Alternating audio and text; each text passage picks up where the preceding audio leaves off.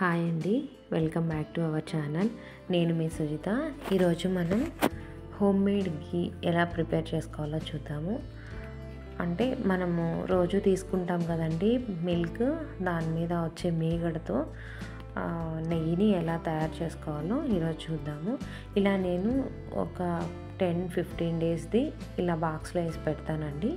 ఇలా వేసి పెట్టిన మీగడ మొత్తము మిక్సీలో హాఫ్ వేసి కొద్దిగా వాటర్ వేసి బాగా బ్లెండ్ చేయాలి.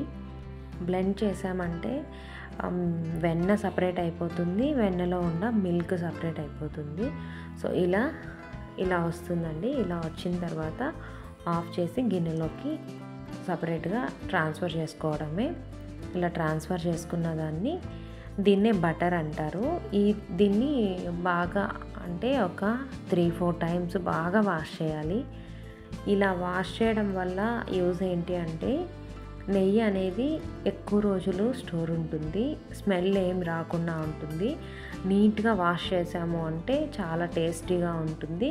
అలానే ఎక్కువ రోజులు ఫ్రిడ్జ్లో పెట్టకపోయినా పర్లేదు, ఎక్కువ రోజులు నిల్వ ఉంటుంది.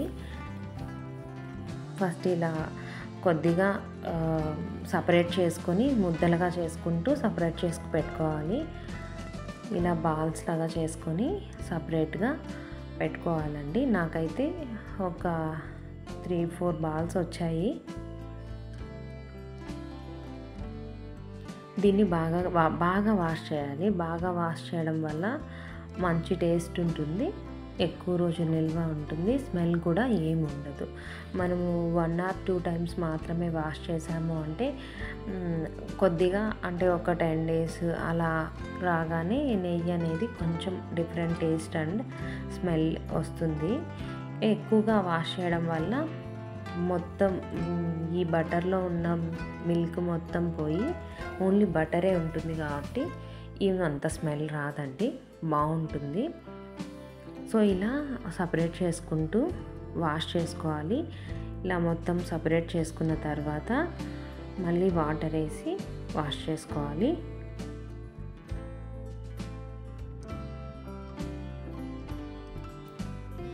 మీరెవరైనా ఇంకేదైనా పద్ధతిలో ఘీ కానీ ప్రిపేర్ చేస్తుంటే నాకు కింద కామెంట్ చేయండి.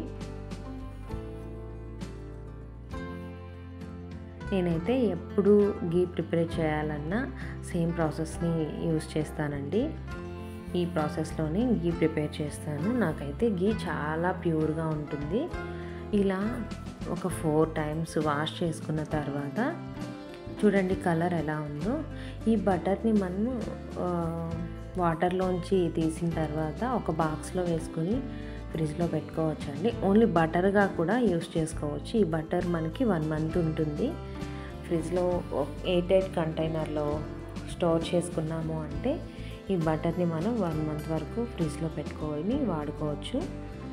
ఇది కూడా చాలా బాగుంటుందండి, చాలా ప్యూర్గా ఉంటుంది, మంచి టేస్ట్ ఉంటుంది. ఇలా వాష్ చేసుకుంటూ బాగా మిక్స్ చేస్తూ వాష్ చేసుకోవాలి.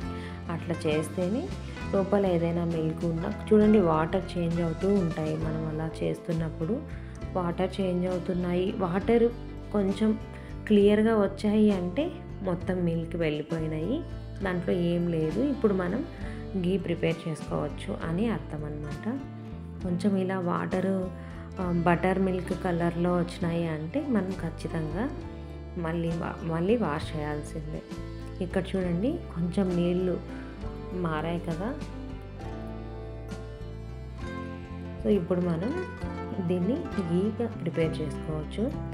ఇది ఎక్కువ టైం మనం వాష్ చేయడం వల్ల ఏమవుతుంది అంటే సాఫ్ట్గా అయిపోతుంది, మొత్తము మనకి ముద్ద రాదనమాట. ఫస్ట్ మనం వాటర్లోంచి ట్రాన్స్ఫర్ చేసేటప్పుడు మనకి ఒక 5 బాల్స్ వచ్చాయి కదా.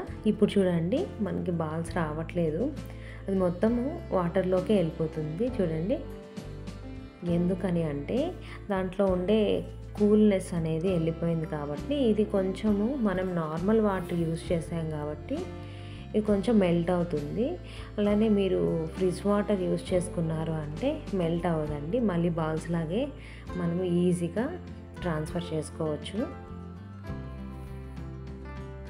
నేను ఫ్రిడ్జ్లో ఉండే బటర్ మేగడే కాబట్టి నేను నార్మల్ వాటర్ యూస్ చేశానండి. నేను ఫ్రిడ్జ్ వాటర్ ఏం యూస్ చేయలేదు. ఇలా చూడండి, వాటర్ ఇలా వచ్చాయి కదా. ఇప్పుడు మనము దీన్ని గీలోకి కన్వర్ట్ చేసుకోవచ్చు. ఇప్పుడు మనం దీన్ని వేడి చేసుకుందాము.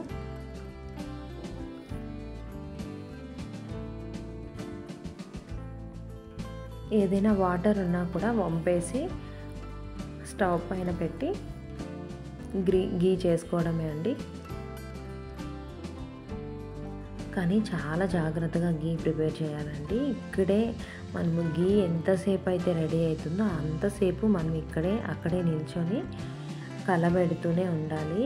ఇలా కలుపుతూ ఉండడం వల్ల ఏంటి అంటే పొంగిపోకుండా ఉంటుంది. మనం కలపకుండా జస్ట్ అలా పెట్టి వదిలేసాము అంటే ఖచ్చితంగా కింద పోతుంది, పొంగిపోతుంది. సో మనం కలుపుకుంటూనే ఉండాలి. కలుపుతూ ఉంటే మనకి గీ అనేది తొందరగా రెడీ అయిపోతుంది. మనం వదిలేసామంటే అది పొంగిపోయి అలా అయిపోతుంది. కానీ కలుపుతూనే ఉండాలి. ఇప్పుడు చూడండి, కొంచెం కలర్ చేంజ్ అవుతుంది. చూడండి, లోపలంతా ఎల్లో కలర్ వచ్చేసింది కదా. అదేనండి మనకి ప్యూర్ గీ. ఇలా కాసేపటి తర్వాత ఇలా కనిపిస్తుంది. దీంట్లో మనకి కొంచెం వైట్గా పాలు విరిగితే కనిపిస్తుంది కదా, అలా కనిపిస్తుంది. బట్ అది నెయ్యి విరిగిపోవడం కాదండి. బటర్ కదా మనం యూజ్ చేసాము, అంటే మీగడని మనం బటర్ చేసాము కదా. సో ఆ మీగడ ఇంకా ఏదైనా వేస్ట్ పార్టికల్స్ ఉంటే అవి ఇలా ఉంటాయి, ఇలా నెయ్యిలో కనిపిస్తాయి. కానీ అది నెయ్యి విరిగిపోయినట్లు కాదు. సో ఇలా మనం కొంచెం కదుపుతూనే ఉండాలి. కొంచెం కలర్ చేంజ్ అయింది అంటే మనకి ఏది అవైలబుల్గా ఉంటే అది యూజ్ చేసుకోవచ్చు. నేనైతే కరివేపాకు వేసాను. కొంతమంది తమలపాకు వేస్తారు, కొంతమంది ఉప్పు వేస్తారు. సో అలా డిఫరెంట్గా వాడుకోవచ్చు. ఇది కౌ గీ కాబట్టి కొంచెం సాల్టీగానే ఉంటుంది. అందువల్ల నేను సాల్ట్ అనేది వేయలేదు, ఓన్లీ కరివేపాకు మాత్రమే వేసానండి. తర్వాత ఒక బౌల్ తీసుకొని ఇలా స్ట్రైనర్ పెట్టి ట్రాన్స్ఫర్ చేసుకోవాలి. కొద్దిగా చల్లారిన తర్వాత మాత్రమే ట్రాన్స్ఫర్ చేయాలండి, వేడిగా ట్రాన్స్ఫర్ చేయకూడదు. ఇలా ట్రాన్స్ఫర్ చేసిన తర్వాత ఒక హాఫ్ అన్ అవర్ తర్వాత గీ అనేది ఇలా వచ్చిందండి. మాకైతే చాలా ప్యూర్గా సూపర్ స్మెల్తో హోమ్మేడ్ గీ అనేది తయారైపోయింది. ఇది ప్యూర్ కౌ గీ అండి. మీకు నచ్చితే లైక్ చేయండి. Thank you.